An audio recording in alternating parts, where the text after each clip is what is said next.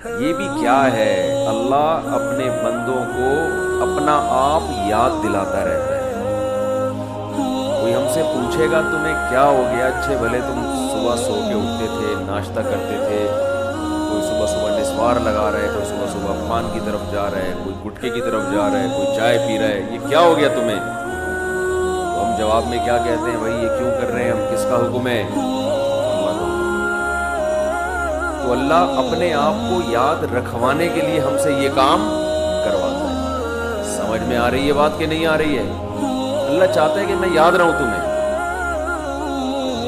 آپ کہہ سکتے ہیں کہ بھئی ہم نماز پڑھتے تھے پورے سال تو اللہ کو یاد رکھتے تھے نا، فجر بھی پڑھ رہے ہیں، ظہر بھی پڑھ رہے ہیں، عصر بھی، تو بس کافی ہے نا۔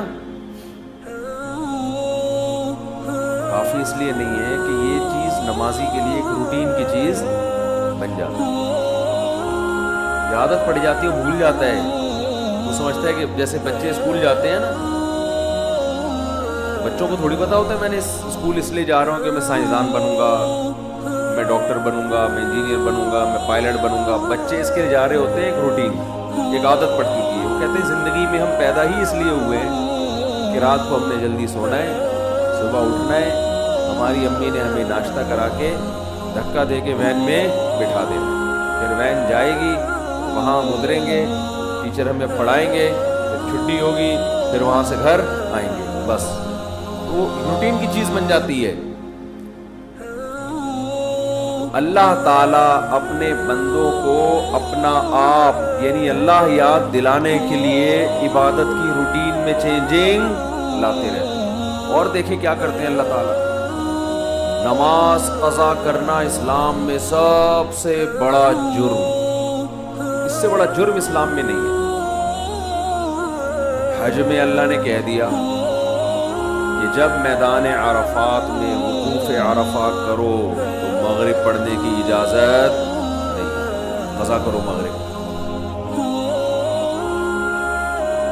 کوئی غیر مسلم کسی نمازی کے ساتھ رہا ہو اور اس نے دیکھا ہو کہ یار یہ کبھی نہیں دیکھا اس کو میں نے زندگی میں نماز چھوڑتے ہوئے۔ جو نمازی لوگ ہیں اگر کوئی ان کو 1 کروڑ کی آفر کرے کہ تو مجھ سے 1 کروڑ لے لے، آج مغرب کی نماز چھوڑ دے، وہ چھوڑے گا؟ کبھی نہیں چھوڑے گا۔ نمازی ہوگا تو نہیں چھوڑے گا، وہ کہے گا 1 کروڑ یا 1 ارب میرے لیے کیا یہ برابر۔ لیکن وہ دیکھ رہا ہے غیر مسلم کہ یار یہ حج کرنے گیا ہے وہاں اللہ کو راضی کرنے، لاکھوں روپے خرچ کر کے، اور عرفات میں مغرب اس نے پی گیا ہے، مغرب پی گیا ہے بھائی، پڑھ ہی نہیں رہا۔ اس سے پوچھو کیوں نہیں پڑھ رہا؟ بھائی مزدلفہ میں جا کے عشاء کی نماز جب ہوگی تو اس کے ساتھ پڑھوں گا۔ بھائی تو کروڑوں روپے کی تجھے آفر کی تھی اور تو پھر بھی نہیں تو نے چھوڑے تھا، تو اب کیوں چھوڑ دی؟ اب تو یہاں آیا ہی خدا کی عبادت کے لیے، تو اب تو تجھے اور خشوع و خضوع سے پڑھنی چاہیے۔ جواب میں آپ کیا کہیں گے؟ بھائی اللہ کا حکم ہے۔ تو یہاں بھی اللہ اپنے آپ کو یاد کروانے کے لیے ہم سے مغرب کی نماز قضا کروا رہے ہیں، تاکہ احساس رہے ہم پڑھتے جب تھے نا روٹین کی وجہ سے نہیں، اللہ کی وجہ سے پڑھتے تھے۔ لہذا جب وہ کہے گا نہیں پڑھو، چھوڑیں گے ہم پھر۔ سمجھتے ہو کہ نہیں سمجھتے؟ نہیں سمجھتے نا، مسئلہ سارا یہی ہے۔ اگر سمجھتے ہوتے تو پہلے سے سمجھ کے بیٹھے ہوئے ہوتے۔ ہم یہ سمجھتے ہیں کہ یہ کلچر کا حصہ ہے، یہ رمضان اور بقرعید اور نہانا دھونا جمعے کے دن، یہ کلچر کا حصہ ہے۔ یہ کلچر نہیں ہے بھائی، یہ اللہ چاہتا ہے کہ میرے بندے مجھے یاد رکھیں۔ سب کی بیس اور روح یہ ہے کہ اللہ کو بندوں سے اتنا تعلق ہے کہ اللہ چاہتے ہیں میرے بندے دنیا میں جانے کے بعد مجھے بھولیں نہیں۔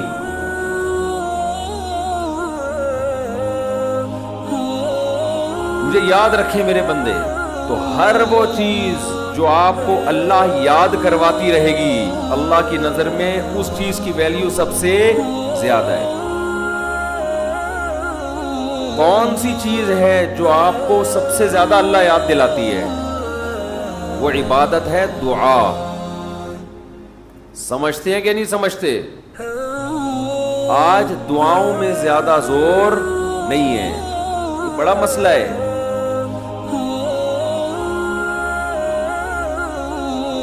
بھائی کچھ نہ کچھ وقت نکال کے ہاتھ اٹھا کے اللہ کے سامنے گڑ گڑایا کریں۔ آج ہم لوگوں نے دعائیں مانگنا چھوڑ دی۔ جب انسان اللہ کے سامنے دعا مانگتا ہے وہ اللہ سے باتیں کرتا ہے، اگر توجہ سے دعا مانگے۔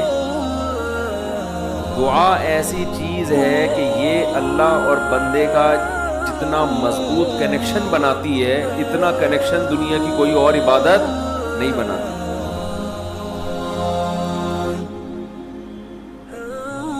ہمیں شیطان برغلاتا ہے کہ اس سے مل کیا رہا ہے تمہیں، نظر تو کچھ بھی نہیں آتا، ملتا تو کچھ بھی نہیں ہے۔ یہ شیطان کا بہت بڑا دھوکہ ہے، وہ بندے اور اللہ کے تعلق کو مضبوط نہیں ہونے دیتا۔ حضرت عمر رضی اللہ تعالی عنہ فرمایا کرتے تھے کہ مجھے اس کی زیادہ فکر نہیں ہوتی کہ میری دعائیں قبول ہو رہی ہیں کہ نہیں ہو رہی، مجھے زیادہ فکر اس کی ہوتی ہے کہ دعائیں مانگنے کی توفیق مل رہی ہے کہ نہیں مل رہی۔ دعائیں مانگنے کی توفیق مل رہی ہے اس کا مطلب قبول ہو رہی ہیں۔ فوکس تو اس کو کرو کہ دعا مانگ رہے ہیں کہ نہیں مانگ رہے۔ یہ کیسے ہو سکتا ہے کہ اس احکم الحاکمین کے سامنے ہاتھ اٹھاتے ہوں اور وہ خالی ہاتھ واپس کرتا ہوں؟ تو آج دعاؤں میں جان ختم ہو گئی، دعائیں مانگنا چھوڑ دیں۔ یہ جو میں نے قرآن کی آیت پڑھی ہے، رمضان اور دعا کا آپس میں بہت گہرا تعلق ہے، بہت گہرا۔ جب انسان اللہ کے لیے کوئی عبادت کرتا ہے، کوئی قربانی دیتا ہے، اللہ کا نام قرآن میں ہے شکور، قدردان۔ شکور کسے کہتے ہیں؟ قدردان۔ آپ تھوڑا کرو وہ اس کی قدر بہت زیادہ کرے۔ کچھ لوگ ناقدرے ہوتے ہیں نا، آپ کچھ بھی کر لیں ان کے لیے کہتے ہیں نا ناقدرہ ہے، میری بات کو ویلیو ہی نہیں دیتا، میرے احسان کو ویلیو ہی نہیں دیتا۔ اس لیے علماء کہتے ہیں کہ افطار کے وقت دعا کرنی چاہیے۔ کیوں؟ آپ نے سارا دن اللہ کے لیے ایک قربانی دی ہے، یہ بڑی بات ہے۔ آپ کی نظر میں شاید اس کی ویلیو نہ ہو، اللہ کی نظر میں اس کی بڑی ویلیو ہے کہ میرا بندہ نے مجھے دیکھا نہیں ہے اور اس نے سارا دن میرے لیے کھانا پینا چھوڑ دیا۔